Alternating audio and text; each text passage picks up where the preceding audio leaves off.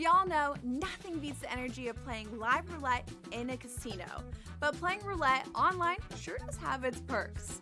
At the casino, you'll average 40 to 50 spins per hour. But online, you're looking at 100 to 150. The more spins, the more chance of wins. Now, go get lucky. See you in Las Vegas.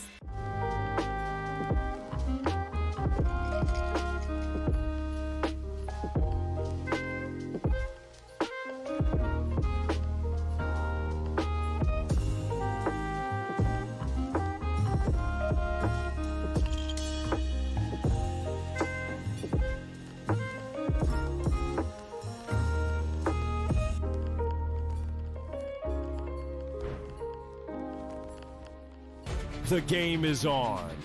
The stakes are high. But the action isn't just on the field. Rearranging that rim.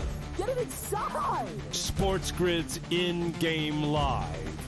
Your ultimate second screen experience. A little flyer, couple of 15.5-point live line. Every prop, every play, every day. Anything can happen. It's complete chaos. It's smarter to be on SportsGrid. There is going to be an energy to game time decisions that you will feel night in and night out. We're going to go through every single thing, and I've got a great team behind me that's going to help me get the job done. I want this to be the place that people come to. We are going to hit every single one of those markets that you need to know about. There is not going to be a better place, I promise you, than Game Time Decisions. We will have everything at our disposal, and we will use that to our advantage. I'm Kevin Walsh. Tune into Game Time Decisions from 6 to 8 p.m. Eastern.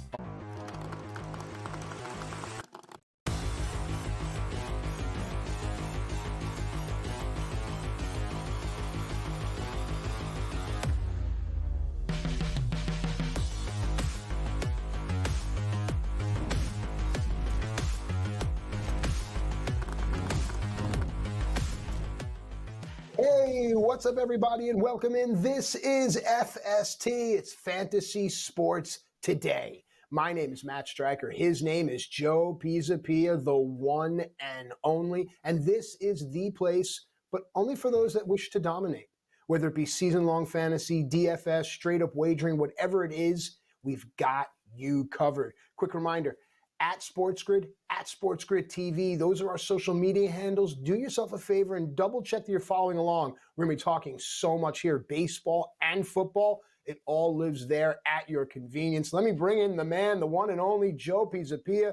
First and foremost, let me say a buona Pasqua, my friend. A happy Easter to you and yours, and to all those that celebrate. Joey P, my man, we were just saying before we came on the air, want to make content art again, and I love that line. Start the show with that emotion. Let's go. Yes, hopefully all of the Easter baskets for your children are overflowing. Enjoy it while it lasts, because once they're teenagers, all that goes by the wayside. I had to invite the other little cousins over so that I could still have, nice decorated eggs in the house and have those little moments of remembering when they were young and got excited for these things. But alas, this is what happens as your children get older. But I'm in a fury here. I'm just back from vacation, trying to get caught up on everything. You take a couple days off, and in baseball, that might as well be an eternity. But don't worry, I'm all caught up. And as Matt said, we got the NFL draft this week too, so we're going to talk about football as well. But Matt Stryker, we got to talk baseball first and foremost. Spencer Strider is back. We talked about him making his return last week on the show. He had a great rehab start, a pretty good return to Atlanta as well in his 2025 debut. 5 hits, 5 innings, 2 earned, 5 strikeouts, and a walk. So Quadzilla returns for the Atlanta Braves, who find themselves right now, Matt, 6.5 games out. And it is only 420, which is also a holiday that Matt enjoys, just for sidebar. Now, Matt, tell me this. We are here with the Atlanta Braves, 6.5 games out of the East. Do you think the Atlanta Braves are anything close to done when it comes to playoff spots? Because I certainly don't. They're getting Ronald Acuna back at some point. They just got Spencer Strider back. Chris Sale is going to turn things around. We were going to talk about him a little later in the program. But I feel like people are writing the Braves off a little too early. How important is this return for Strider? And how important is it for you to look at the value maybe on the Atlanta Braves? Well, look, Joe, you're asking all the right questions. And anyone right now that believes the Braves are done, I kind of want a little bit of what you're smoking to keep with the theme. And we'll just leave it there because if you look at it, yeah, they're at the bottom of the National League. It's not even May. So if you think you can catch up with some really good prices on the Braves, that's the smart way to go. If you're going to jump into this thing and continue to go against the Braves, you're going to find yourself come Memorial Day even more upside down than you are now. We were just talking before we came on the air. Myself, Joe, Sam Y, the sports guy, our producer behind the glass. April's a tough month. You've got to be really careful how you wager on baseball. With that said, the Braves are still going to be a good investment, Joe.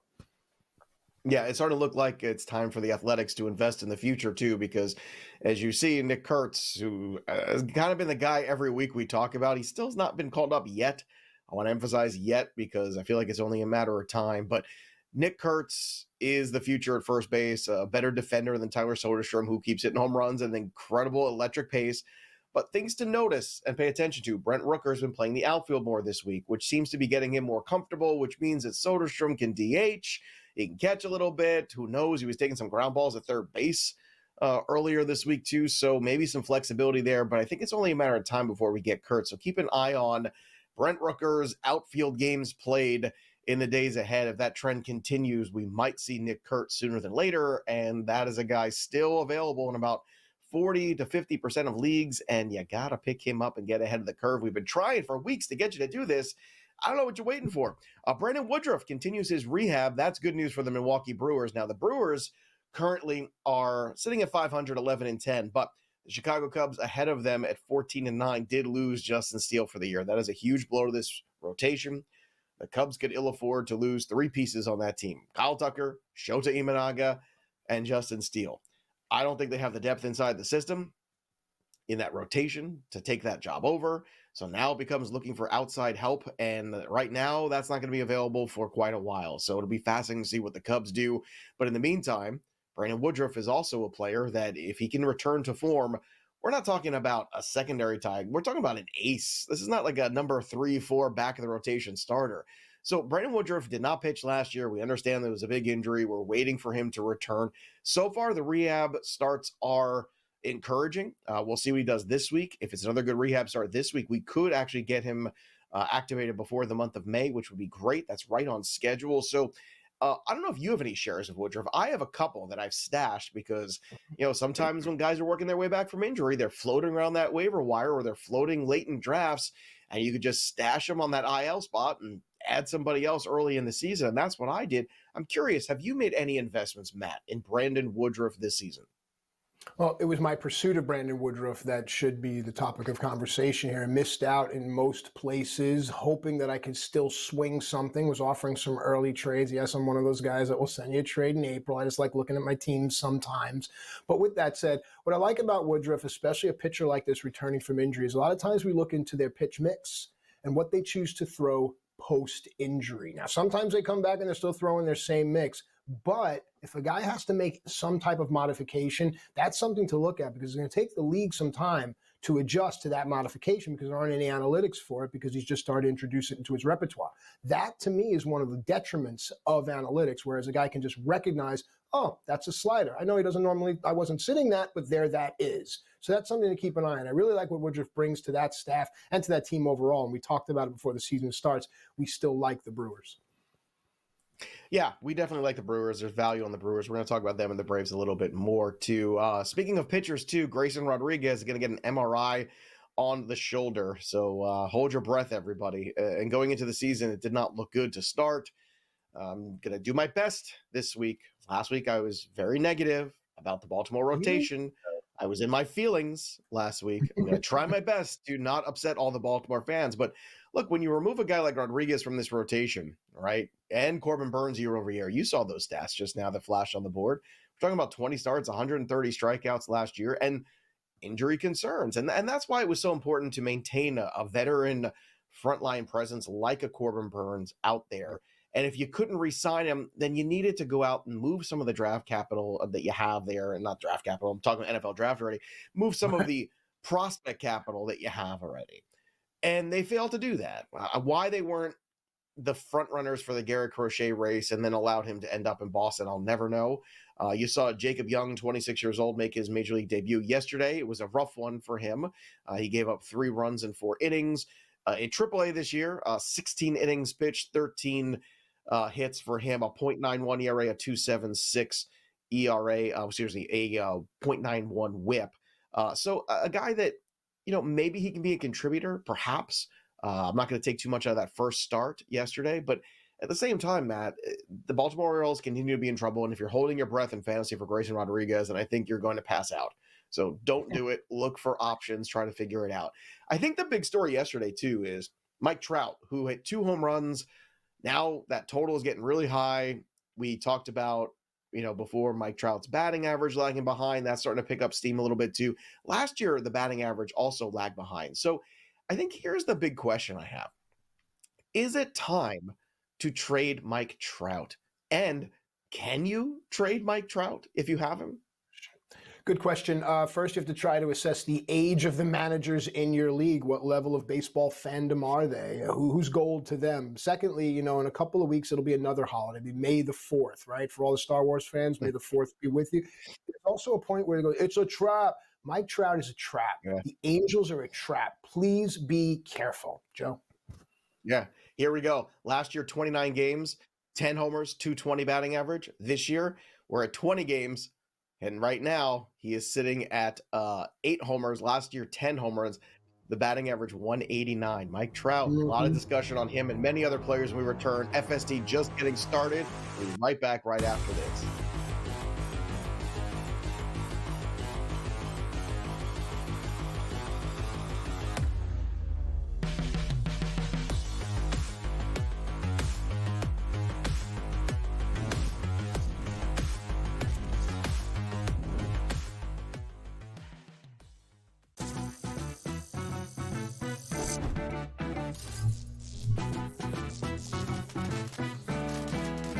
Here's a tip.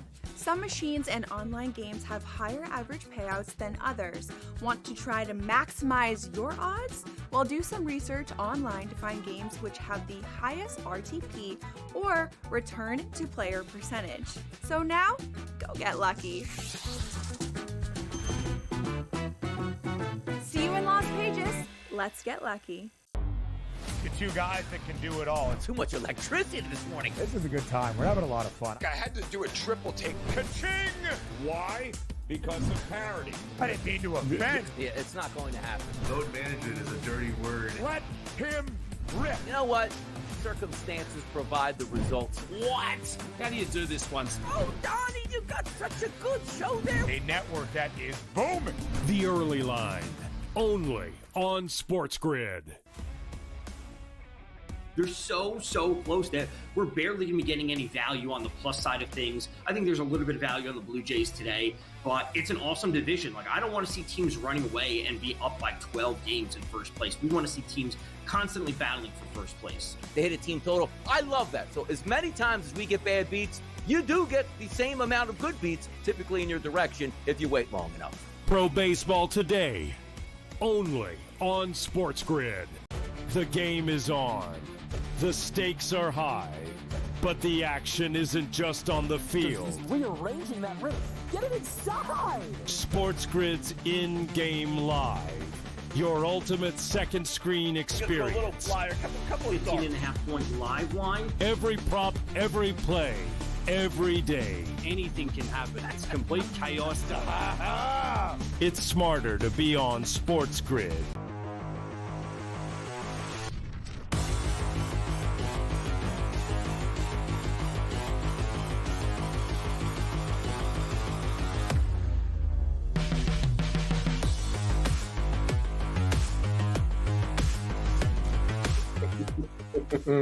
Oh, welcome back into FST Fantasy Sports. Today, my name is Matt Stryker. His name's Joe Pisapia. He's an author, like a real legit author. And there are times where I've caught Joe wearing a scarf around his neck and smoking a pipe. True. It's called an ascot, I know. But yeah, Joey P's an author. Our producer behind the glass, Sam Y, the sports guy, he's an actual sports guy. He likes to tempt us to do certain things before we come on the air. But I am Matt Stryker, former professional wrestler. And when I am the professional and I'm the adult in the room, you've got a problem. So let the problems ensue. You know who else has problems? A lot of injured players around Major League Baseball. Let's start with Justin Steele, a pitcher that I drafted, coupled with Shota Imanaga. And right now, you were mentioning, I think earlier, that the Cubs can ill afford to lose any more of their pieces. Let's talk Justin Steele and the Cubs. Yeah, this is really unfortunate, especially because first couple starts were rough, and then Justin Steele had a great start, only to be followed with his injury. And last week we told you, once again, this is probably not going in the right direction. You should probably be very concerned. Whenever you hear the word second opinion, which is what we just talked about with Grayson Rodriguez, it means it's not going to go well. It's very rare, like, no, you know what? Everything's fine. Turns out, second guy said it was all completely different things. The second opinion is there just to verify what they already know to be true, which is bad news. That's all it is. And Justin Steele, unfortunately, is going to be out for the remainder of the 2025 season and then at least a part of 2026. Now, he didn't have the full Tommy John surgery. He had something a little different called revision repair, which is something that Matt likes to do about his past. Revision repair, he's a big fan of it. It is not exactly the Tommy John surgery. It is less invasive, apparently, and it doesn't replace the entire UCL of the elbow. So the hope is he makes a full recovery, and you probably see him sometime. My guess was midway through next season. That's probably when you'd see Justin Steele again. But we mentioned this before. If you had a lot of shares of the Cubs, I understand they're at the top of the division right now. I know the lineup is really good. I know they played well. Imanaga is great. I just can't get around this rotation, Matt. Like, I just don't think that I believe that you can get to September with a lead in that division when you've got the Reds starting to play better and Hunter Green starting to emerge there, when you have a team like the Brewers are always just kind of find a way, and Churio is an absolute star. But right now you're looking at, after Imanaga, it's Matthew Boyd, Ben Brown, Colin Ray, and Jameson Taillon. Does that scream playoff rotation to you? Because it doesn't to me. No, you're 1,000% right. From a fantasy perspective, from the business side of the stick, for your Justin Steele manager, and I went and grabbed the Chris Bassett. That was the way I plugged in that hole, and that might be a good thing for people. But you mentioned Ben Brown. I think Ben Brown can be exciting, and he might take the next step. And if he does, and the Cubs are still viable come that point in the season, deals can always be made. They just need to get themselves to, say, August. Joe? Yeah. Another pitching injury, too. This time we're going to talk about some positive things finally. I know everyone's saying, oh, what are you doing? You're ruining my morning talking about all these injuries. Well, how about some guys that are rehabbing? Let's talk about Brian Bayo of the Red Sox. So he had a shoulder issue he's recovering from. 7 strikeouts Wednesday in the rehab start. So that is positive. And they can use some help, too, because if you look ahead, you'd see that Fitz went on the IL earlier this week. So he has been unavailable. We got Lucas Giolito working his way back in this rotation, Cutter Crawford too. So somebody's got to come back sooner than later here. Brian Bayo, one of those guys that could be floating around the waiver wire that could actually help your fantasy rotations. Another guy too, Ranger Suarez. Not that the Phillies need too much help in that rotation because it's pretty solid to begin with. He's working his way back from a back issue, 7 strikeouts in 4 innings. So he's going to ramp up again. I expect at least one more rehab start from him. If he went 4 last time, we're probably going to get to that 5 or 6, somewhere near that 90 pitch mark would be my assumption there.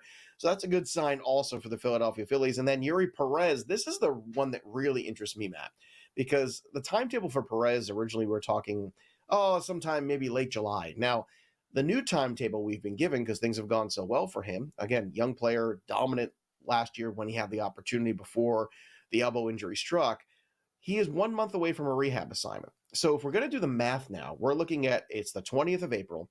So we're looking now right before Memorial Day. If he starts the rehab assignment, again, not rehab, just assignment now, we're actually going to go out and pitch, then you're looking at potentially getting him back mid to late June. Now, that's much faster than the end of July. That is a significant bounce. And Yuri Perez is still available in a lot of shallow leagues. So if you're at a point where you have enough IL room to stash a Yuri Perez, he becomes a fascinating stash because we're talking about one of the best young pitchers in baseball. And Craig Mish here over on the channel, he's the Marlins man about town. He'll be the first guy to tell you what a special prospect he is. 91 innings last year. He had a 3.15 ERA at the age of 20. The K per 9, very strong here. We're looking at a guy who is one of those elite 10.6 guys, right? well beyond his years in terms of talent and seasoning. And it allows the Marlins then to look for Sandy Alcantara deals and bring up Yuri Perez, hopefully to take over that rotation the rest of the season. And Matt, we all knew he was going to be limited, maybe 100 innings at the most anyway. So this is actually really positive, and I think a great bit of news here that dropped a few days ago that might have kind of flown under the radar. Yuri Perez, I know he's very young. I know the sample size was small, but am I overselling what he could mean to a fantasy rotation down the stretch, especially one that maybe lost to Justin Steele? Joseph, I am old enough to remember a time when the Marlins had a prospect of Sandy Alcantara, Yuri Perez, Max Meyer, Edward Cabrera, Luis Arise, and they were fun and they racked up strikeouts, but it never materialized. The Marlins have a place to deal. Yuri Perez on the Cubs looks really nice. Yuri Perez in the American League somewhere looks really nice, but it's sad that we're looking at the Marlins as this store. Ooh, they got a new item. Whereas I'd rather these guys be on the field and betting on their K-props, but I can't do it because I don't trust the Marlins offense. They're dropping to the bottom of the National League. They started out hot. I'm not there still, Joe. Yuri Perez, I just looked here on CBS, which is a good place to look. 36% rostered, and I imagine a good half of that is probably dynasty leagues. So Yuri Perez is available. Stash him now before more news starts to pop, because we're talking about a month away from rehab starts, and then 2 to 3 weeks after that, Yuri Perez could be a real second half stud for your rotation. We come back at the top of the show. We teased a bit about the value on the Braves and Brewers in fantasy, but what about wagering? We return a little look at the market for these two teams, maybe win their division still. We'll be right back.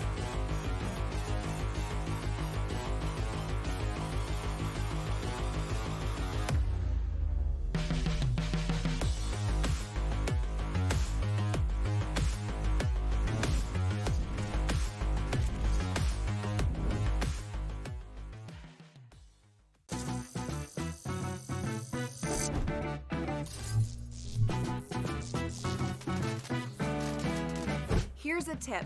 Some machines and online games have higher average payouts than others. Want to try to maximize your odds? Well, do some research online to find games which have the highest RTP or return to player percentage. So now, go get lucky. See you in Las Vegas. Let's get lucky. The two guys that can do it all. Too much electricity this morning. This is a good time. We're having a lot of fun. I had to do a triple take. Ka-ching! Why? Because of parity. I didn't mean to offend. Yeah, it's not going to happen. Load management is a dirty word. Let him rip. You know what? Circumstances provide the results. What? How do you do this once? Oh, Donnie, you got such a good show there. A network that is booming. The Early Line, only on SportsGrid. They're so close that we're barely going to be getting any value on the plus side of things. I think there's a little bit of value on the Blue Jays today, but it's an awesome division. Like, I don't want to see teams running away and be up by 12 games in first place. We want to see teams constantly battling for first place. They hit a team total. I love that. So as many times as we get bad beats, you do get the same amount of good beats, typically in your direction, if you wait long enough. Pro Baseball today, only on SportsGrid. The game is on. The stakes are high, but the action isn't just on the field. He's rearranging that roof. Get it inside! SportsGrid's in-game live, your ultimate second screen experience. A little flyer, couple 15.5 point live line. Every prop, every play, every day. Anything can happen. It's complete chaos. It's smarter to be on SportsGrid.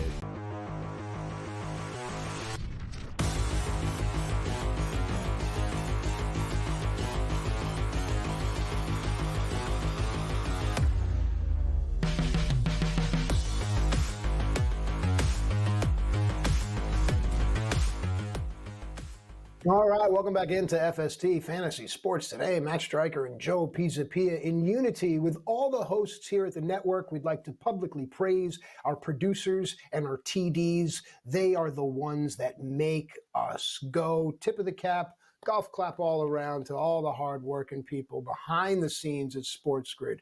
Thank you so much. Joey P wants to give you a percentage of his salary. All right, it's time for Market Watch now, where those producers will invest said percentage. And Joe, you've, all kidding aside, been really good at this Market Watch because you're able to find trends. All day long, you're able to find trends and capitalize on them. And when we can find plus money and really lock in, it helps to mitigate some of these foolish April losses that some people are having to endure. So what stands out to you on the Market Watch?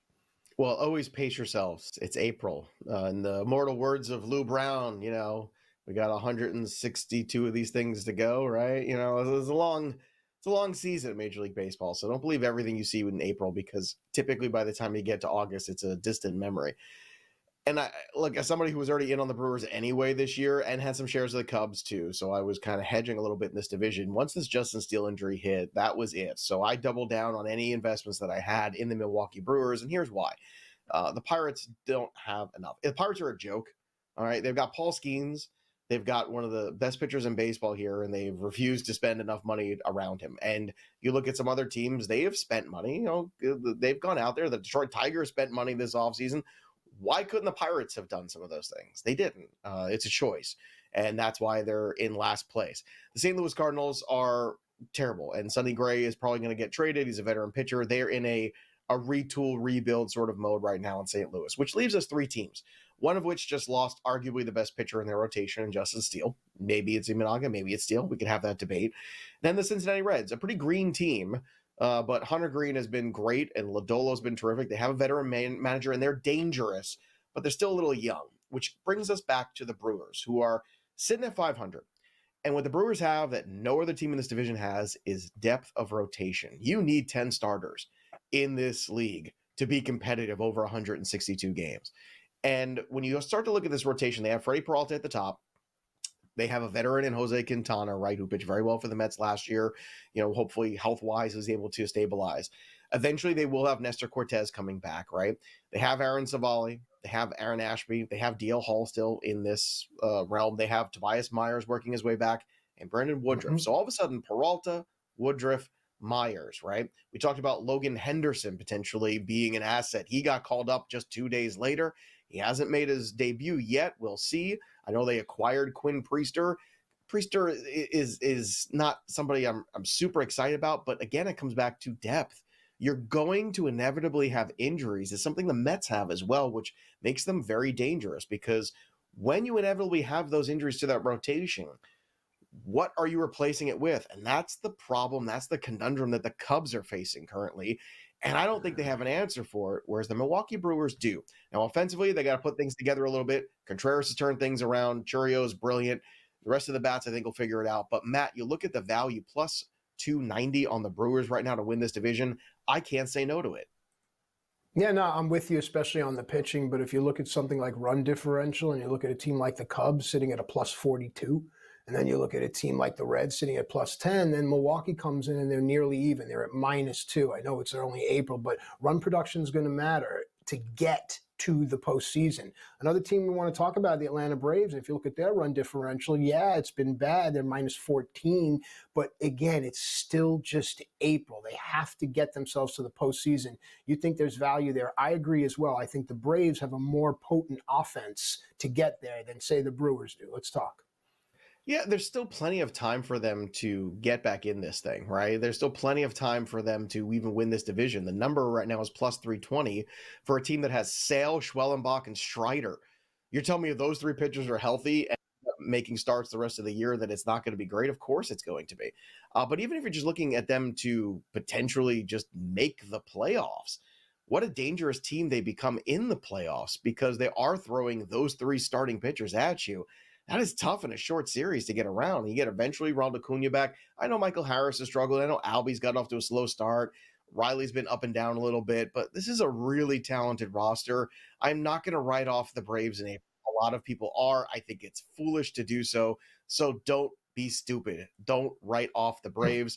I'm telling you right now, the Atlanta Braves still are not only a playoff contender, but maybe a contender to even get to the World Series, because that rotation in a short series is lethal. When we come back, we're going to look at some prospects, one that we can't stop talking about and a few that we never have, including one that just got the call who could be a huge stolen base asset. We'll be right back on FST.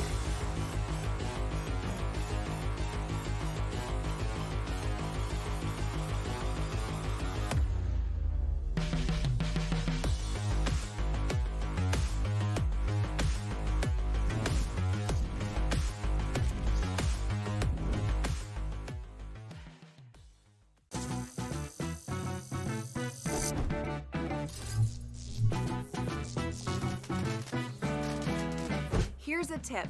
Some machines and online games have higher average payouts than others. Want to try to maximize your odds? Well, do some research online to find games which have the highest RTP or return to player percentage. So now, go get lucky. See you in Lost Pages. Let's get lucky. The two guys that can do it all. Too much electricity this morning. This is a good time. We're having a lot of fun. I had to do a triple take. Ka-ching! Why?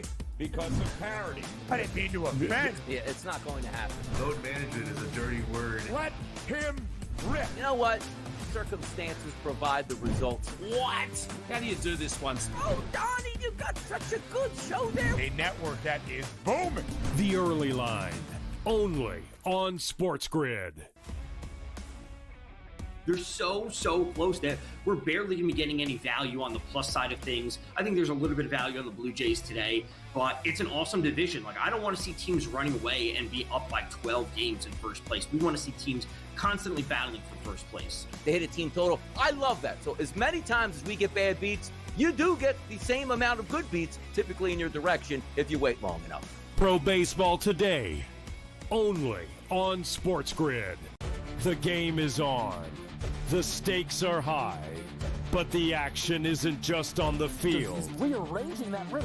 Get it inside! SportsGrid's in-game live, your ultimate second screen experience. 15.5-point live line. Every prop, every play, every day. Anything can happen. It's complete chaos.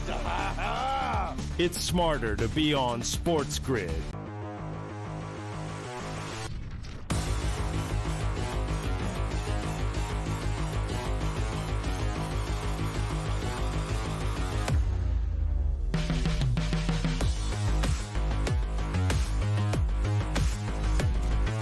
All right, welcome back into FST. It's Fantasy Sports Today. My name's Matt Stryker, joined as always by the one and only Joe Pisapia. Joe's the author of the Fantasy Black Book. It's available now, and it has changed the way, pretty much I'm going to say it, Joe, a generation looks at and wagers upon sports. So a tip of the cap to you. You've become a generational author. And it's because of segments like this. It's because of the prospect watch. It's about being ahead of the curve, knowing the new names. Baseball's becoming a young man's game. You don't have to be a young man to reap the benefits. So let's go now to the Athletics here. A lot of people like this team. I'm one of them, and it seems only going to get more exciting. Let's talk.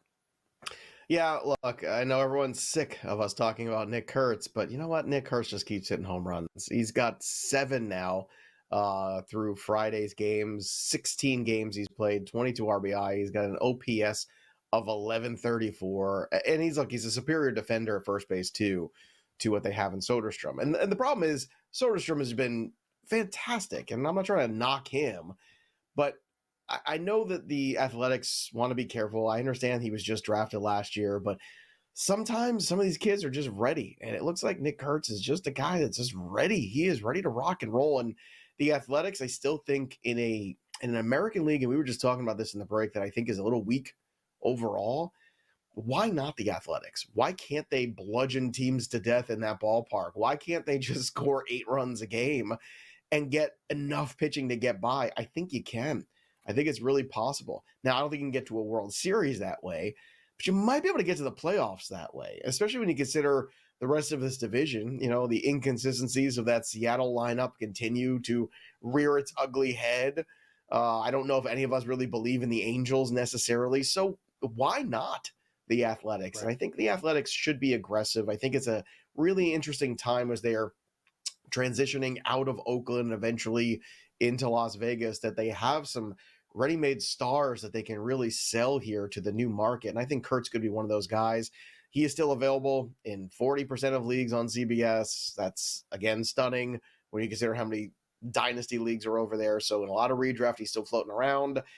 Before he gets the call, this might be your last Sunday to pick him up and stash him, because I can't imagine it lasting too much longer, Matt. Yeah, it's a lot of fun. I actually went out and grabbed them, but it was just premature because I just didn't have room from an economics kind of place. So dropped them, actually picked up SodaStream, who's floating around, hoping, because it's a very shallow league of which I'm speaking, hoping no one's going to see him or know him, and then I'm going to grab him back up again. But Joe's 100% right, as he always is. Joe, let's move on now, and let's talk about the other side of the corner of the infield here and go to Kobe Mayo. It's a name that people may recognize, but now's the time. Yeah, Kobe Mayo not happy about being sent down. So it's becoming like the Mark Vientos of last year, where he wanted to make the ball club. He has nothing left to prove in AAA. So what are we doing here, right? If we're the Baltimore Orioles, well, there's not a lot of room at the end because you have all these prospects. So instead of trading some for pitching, we're just going to send Kobe Mayo back down. And eventually now he's starting to turn things around. Now, if you look at what's gone on here, Matt, who was one of my biggest fades coming into this year? It was Jordan Westburg, right? Jordan Westburg has 4 home runs and 5 RBI. Okay, fine. He's also hitting $176 this year. He's got a slugging percentage of 353 and on-base percentage of 243. I think there's a world here where you see potentially Jackson Holliday, who also has struggled just a bit, 228 batting average, where he ends up sliding back over, just playing full-time second base here, and Westburg may be the guy who becomes perhaps the one out of a job, and Kobe Mayo gets the opportunity. 16 games, 4 homers, 895 OPS. Kobe Mayo, to me, although he has some strikeout issues, is still a far superior just asset than Jordan Westburg. And I think the Orioles made a mistake here. Now, maybe it's going to serve them well because it's motivated Kobe Mayo a bit. That's fair. However, I think at this juncture, just watch this one really closely because Westburg has not gone off to a good start. He was a big fade for me coming in. I thought there were some deeper things in the metrics there that pointed to regression. And so far, we've gotten a lot of that in April and a lot of inconsistencies from Baltimore and disappointments. I know yesterday, everybody was hitting home runs off Hunter Green. That's fun. But, Matt, I think there's a bigger problem here with Baltimore, and they can't afford to fall too far out in a division that's got the Yankees, the Red Sox, and the Blue Jays all looking like contenders.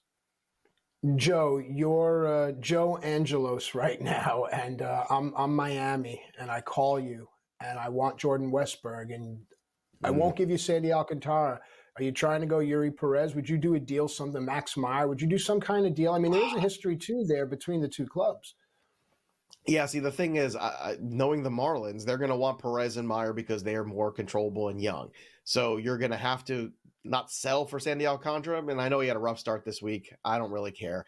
Sandy Alcantara is really good. Yes, I would back up the truck here with prospects. And if they ask for Jackson Holliday, the way my minor leagues are structured, I can make that deal and still not skip a beat. And Sandy Alcantara would be far more valuable at this stage, especially because you can control him a whole other year next year than Jackson Holliday might be, who continues to, be slow in development. I still think he's going to be a nice player, but I don't know, Matt. At this point, you just can't compete unless you have an ace, and they don't have anything close to it. And what if the news on Grayson Rodriguez says, oh, he's going to miss all of this year and part of next year? Then you're really up against it. So, Heston Kjerstad, all these guys that they've got a plethora of young talent. They're going to have to make a move at some point. Otherwise, they're going to find themselves at the bottom of the AL East. It's just going to happen eventually. Yeah, and to make matters worse for the Orioles, they are in a division that features the pitching factory that is the Tampa Bay Rays. The Tampa Rays. And the Rays have a prospect amongst many that a lot of people feel are going to be the way to go, especially when you look at that walk to strikeout ratio. Remember Kevin Gausman a couple of seasons ago was on that really nice trip of walk to strikeout ratio. Ian Seymour has some kind of similar profile, does he not? And he's a lefty. You mentioned pitching factory. That's what this place is. So this is another one too. When he makes an impact, we'll see. But 20 innings so far. I just want to bring this up. He's got 26 strikeouts, just 4 walks. His ERA is at 2.70 right now at AAA. The WHIP is at 1.15. Once again, why the Rays stay in things? Because they have depth in their rotation. Injuries eventually happen. Who knows when Shane McClanahan's going to come back? We've heard 0 updates on that. Pepio's really nice starter shows Boz. I don't really concern about, Boz having a bad start. He was probably due for one anyway. But, if injuries should befall this roster, you've got Tampa, who always has the depth to make it up. Also, another interesting prospect, too. We don't have a graphic for it because it kind of happened before we really realized it was going to be a thing. Chandler Simpson, who is one of the best stolen base threats in all of Major League Baseball prospectum. He had 104 stolen bases in 110 games between single and double A last year. Got off to a good start in triple A this year, hitting 300. Now, he doesn't have any power, okay? And I mean, none. But if you're in a head-to-head roto format league and you're looking for a guy who might have the opportunity to help you with stolen bases or even season-long roto, Chandler is definitely a guy to pick up, though. So take a look at Chandler Simpson. He's probably floating around a lot of waiver wires. Again, not going to help you in points leagues all that much. Certainly doesn't have any power at all, but the stolen bases are off the charts. So as long as he can get on first, he might end up with a lot of triples, if you know what I mean. I do. Okay, let's turn the attention back to pitching. And we were talking about how we think that the Athletics in a couple of years are going to be good. Well, they'll need to replace a team. I was looking and thinking maybe Houston is that team that's ready to regress, but Houston has some pitching help coming as well. Yeah, and Houston, another team where I think they're weaker than they've been in years without Tucker, without Bregman. And AJ Blabal right now is having a really good run at AAA. Just 4 walks in 13 innings, but 21 strikeouts, a 1.38 ERA. He's been terrific. That whip sitting at 1.15. So if you're looking for another prospect to stash, he could be another one. He's made some spot starts before for this team. And if you're looking at this rotation right now, Brown, Valdez at the top, you've got Wisniewski's been good, but you've had some injuries and some issues.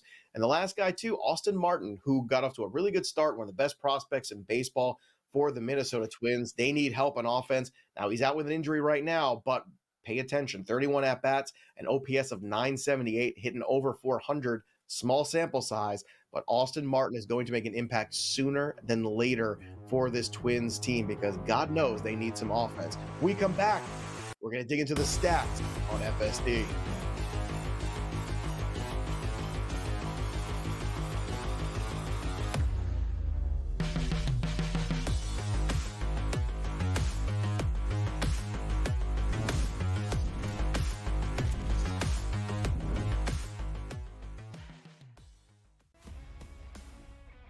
They're so close that we're barely going to be getting any value on the plus side of things. I think there's a little bit of value on the Blue Jays today, but it's an awesome division. Like, I don't want to see teams running away and be up by 12 games in first place. We want to see teams constantly battling for first place. They hit a team total. I love that. So as many times as we get bad beats, you do get the same amount of good beats, typically in your direction, if you wait long enough. Pro Baseball Today, only on SportsGrid.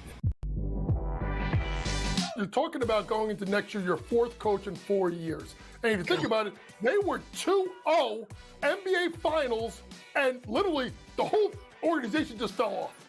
I don't really understand what the plan is, right? Like, okay, you fire Budenholzer. What is the plan? Who do you think you're bringing in? What do you think is going to change? We all know the sort of dire financial situation they find themselves in as far as money spent. Betting above the rim, only on SportsGrid. 11 times now without a major, 14 times at the Masters. He finally has the green jacket. Rory McIlroy. The best sporting event so far this year. It's better than the Super Bowl. It was better than the NCAA tournament.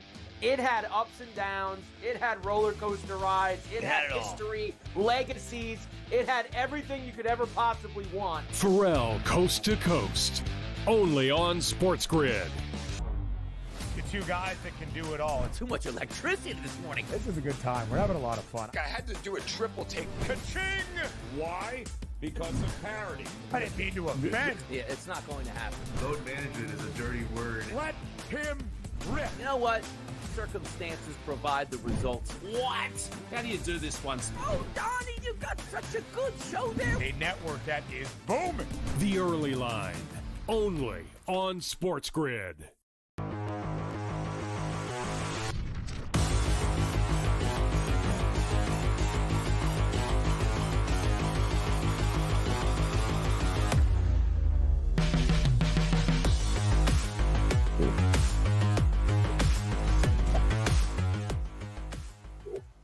All right, welcome back into FST Fantasy Sports Today. My name's Matt Stryker. His name's Joe Pisapia. Behind the glass on the ones and twos is Sam Y, the sports guy. And I do believe that TD Jake either slept here or is currently sleeping, head on the control board, but we love our team. All right, it's time to go FST by the numbers. And Joe, what I love that we're doing here is we're injecting into the conversation some stats and some players' names that should be on the tip of every wagerer's tongue, but we're also sprinkling in some, dare I say, logic. Let's go by the numbers and start with Tyler Soderstrom. You think he's a sell-high candidate? I know some people that were on him earlier this season as a breakout. A lot of moving parts with the Athletics. Talk to me about old Tyler Soderstrom. Well, first of all, he's been fantastic. I'm not saying you have to go out there and sell him. And he's still just 23 years old. So despite the fact that you've seen him for a while and his career is not exactly, gone off to a great start necessarily, certainly some moments there. If you look at the 2024 version of this player, it's really interesting because he played 61 games. And I think what's so interesting is you start to look at these numbers. So Soderstrom has 9 home runs and 189 at-bats last year in 2024. This year, he had 8 home runs in his first 63 at-bats, and now you can add a 9th home run already this month. So the pace is unsustainable. Guys are not going to hit 9-10 home runs a month. It's just not happening because you have to do that math. That's Barry Bonds level stuff. And that's not going to be Tyler Soderstrom no matter what the ballpark is. So there's going to be regression. It's going to come backwards. So you've already gotten the best of Soderstrom. If you put him in a deal and bring back an Austin Riley or you bring back a Chris Sale plus or some sort of situation like that, I think you should be considering that. And I know we'll talk more about that, but it is kind of stunning to see where Soderstrom is currently at the top of that leaderboard. Also, what's so interesting, he's got 9 home runs leading the major leagues. At 8 is Cal Raleigh, who's hitting 235. Soderstrom's hitting 309 right now. And Mike Trout got 8 now after the 2 home run performance yesterday, and he's hitting $189. So some really interesting stuff there with Soderstrom. Again, a player that I am still excited about. I still like. I just feel like there's definitely going to be at some moment where things come back to normal a little bit and just normalize. It's just the nature of the beast. Baseball is a game of streaks, and he is on the hottest one of anybody in the month of April. Probably a really nice player. Chances are you got a deal on him. That's fine. You don't have to sell him off, but just keep in mind, if somebody's willing to pay or overpay for him, you might want to consider what that package looks like. Just say it. Yep, no, I'm with you, but take this other side of that coin. Even if Soderstrom regresses back to, say, 4 or 5 home runs a month, you're still going to have 20 to 25 home runs. You're going to look at a 30 to 35 home run season, and you're going to say, ooh. But Joe is right. You have to be smart here. All right, let's go from massive hitting to massive pitching, massive quads. I want to hear Christopher Walken somehow commentate a Spencer Strider start. What would that sound like, Joe? Look at the quads on that guy. It's unbelievable. It's like he's more quad than man. And when he comes out to the mound, it's very intimidating. It's got all sorts of problems for the other team. They can't see the ball. They can't pick it up. And that's why, if you look, 335 innings is nothing. It's a pittance. He's got 500 strikeouts already. It's a great career. Spencer Strider, Atlanta Braves, top notch. I mean, he's been unbelievable when you think about this. 335 career innings, and he's already got 500 strikeouts. That's wild when you think about what he's done already. And it's also funny to me that he fell so far in the draft that he was getting drafted after Jacob deGrom. And it makes my head hurt, right? So he came back in the 3rd week of April. That's it. That's all you missed. You missed, 3 starts, maybe? That's what you missed with Spencer Strider? That happens all the time. The perspective that people have in draft season is so bizarre to me because they say, oh, he's going to be slow to start. He's going to miss April. And they do this with players all the time, to which I say, so what? We get guys who go on the IL for all kinds of things and miss a couple weeks here and there, and they miss some starts or they miss some games. It's just the nature of the beast. All you're doing is saying, we're guaranteeing that's going to happen. So he's not going to make 33 starts this year. It's just a guarantee that's not going to happen. But pretty much when you look at everybody else in Major League Baseball, they end up missing some time. Hardly anybody doesn't go on the IL for some stretch at some point or miss a start here and there if you're a starting pitcher. So the fact that you're getting any discount on Strider is hilarious to me. And chances are you got one. And right now, I guarantee you those teams are going to be ones, if they drafted well and got a discount on Strider, that are going to be really tough to handle the rest of the season, Matt. Really. And to me, Matt, it's that the learning point here is next year you're going to get some pitcher that's going to be, well, he's probably not going to make his first couple starts. They're going to work him slow into April. April baseball means very little, even in fantasy. That's the only thing I can tell you. Don't pass. Yep. I agree wholeheartedly. You know, you're off on the change because the fastball so fast. You mentioned so many miles per hour. Cal Raleigh and Cal Raleigh becoming the fourth fastest catcher. This is going to be fun because I know you're a Met guy and I am a big anti-Mike Piazza guy, but talk Cal Raleigh and what he's done as home runs as a catcher. Well, Cal Raleigh might not be a batting average stud, but God knows he's been pretty good with the power. So Cal Raleigh became the fourth fastest catcher ever to hit 100 home runs, just 482 games. So the only guys faster, Gary Sanchez. What could have been for Gary Sanchez? Look at that, 355. Yankee fans must always just wonder, what if, when it came to that guy. Mike Piazza, 422. And Rudy York, everybody's favorite catcher, for 422 as well. So I'm not sure exactly, at some point, is he Mike Piazza? No. I don't think anybody's going to think that Cal Raleigh is going to win MVPs. But 100 home runs for a catcher is pretty astounding when you consider, what that position demands of people. And last but not least, too, Shohei Ohtani now has 12 homers of at least 445 feet as a Dodger. I just thought this was a fun, silly one.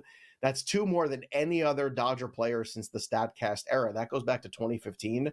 And it's only his second year of the team. So it's not just Shohei Ohtani hitting home runs, Matt Striker, but it's the distance. It's the no doubt about it Shohei Ohtani home runs. It's just every time you start peeling back the onion layers on Shohei Ohtani, it just continues to get more and more impressive.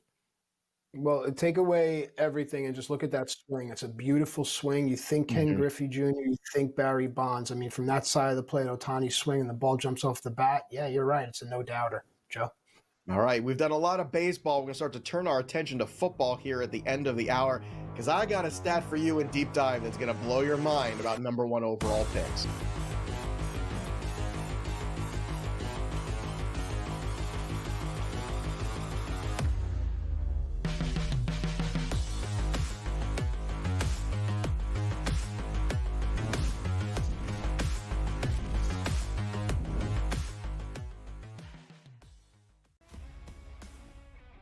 They're so close that we're barely going to be getting any value on the plus side of things. I think there's a little bit of value on the Blue Jays today, but it's an awesome division. Like, I don't want to see teams running away and be up by 12 games in first place. We want to see teams constantly battling for first place. They hit a team total. I love that. So as many times as we get bad beats, you do get the same amount of good beats, typically in your direction, if you wait long enough. Pro Baseball Today, only on SportsGrid. You're talking about going into next year, your fourth coach in 4 years. And if you think about it, they were 2-0 NBA Finals, and literally the whole organization just fell off. I don't really understand what the plan is, right? Like, okay, you fire Budenholzer. What is the plan? Who do you think you're bringing in? What do you think is going to change? We all know the sort of dire financial situation they find themselves in as far as money spent. Betting above the rim, only on SportsGrid. 11 times now without a major, 14 times at the Masters. He finally has the green jacket. Rory McIlroy. The best sporting event so far this year. It's better than the Super Bowl. It was better than the NCAA tournament. It had ups and downs. It had roller coaster rides. It had history, legacies. It had everything you could ever possibly want. Pharrell, coast to coast, only on SportsGrid. Two guys that can do it all. Too much electricity this morning. This is a good time. We're having a lot of fun. I had to do a triple take. Ka-ching! Why? Because of parity. I didn't mean to offend. Yeah, it's not going to happen. Load management is a dirty word. Let him rip. You know what? Circumstances provide the results. What? How do you do this one? Oh, Donnie, you got such a good show there. A network that is booming. The Early Line, only on SportsGrid.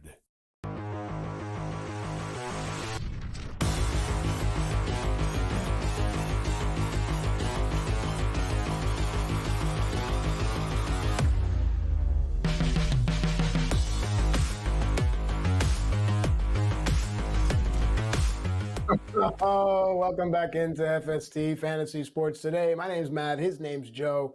Sam Y behind the glass. TD Jake being eerily quiet today, by the way, and that unnerves me. I don't know what Jake is up to over there. He's pressing buttons and moving levers. But Joe, pressing buttons and moving levers is what it's all about, especially when we shift our focus to the National Football League.